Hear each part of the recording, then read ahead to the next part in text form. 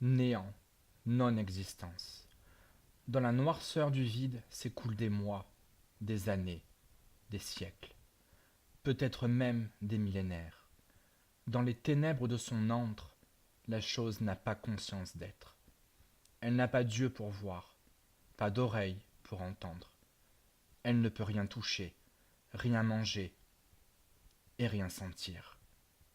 Ce n'est qu'une mer inerte, perdue dans l'obscurité de sa tanière.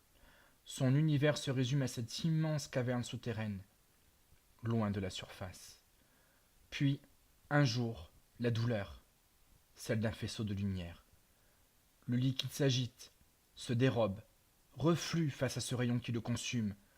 Pour la première fois, l'entité ressent. Le faisceau devient deux, puis trois. On a pénétré son sanctuaire. Des spéléologues inexpérimentés en mal de sensations fortes, deux hommes et une femme. Ils pensent avoir trouvé un gisement de pétrole inexploité. Comme ils se trompent. Ils rient, s'agitent, se congratulent, s'imaginant avoir touché le gros lot. En un sens, ils ont raison. Sauf que c'est un lot empoisonné. Une découverte qui n'aurait jamais dû quitter cette grotte.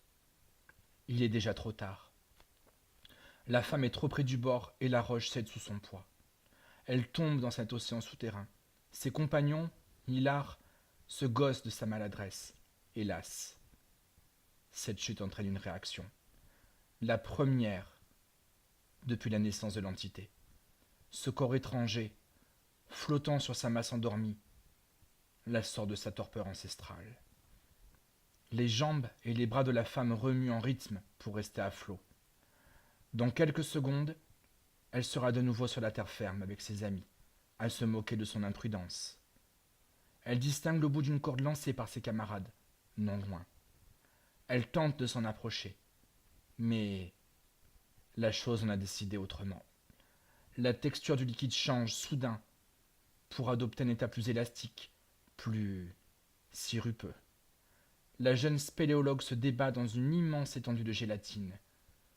Embourbée comme dans une chape de ciment frais, elle panique et lance un regard terrifié vers ses compagnons. Ceux-ci ne peuvent rien pour elle et assistent impuissants à son calvaire.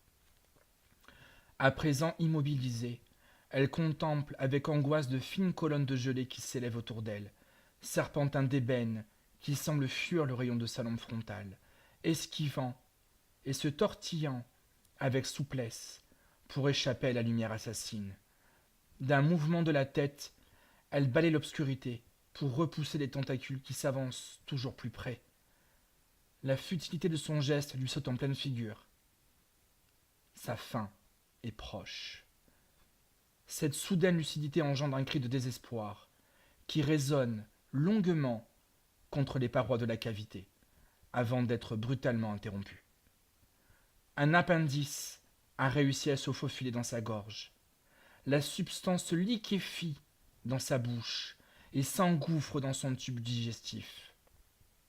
Lentement, elle se sent partir. Son corps ne lui appartient plus. Un voile d'obscurité recouvre sa conscience.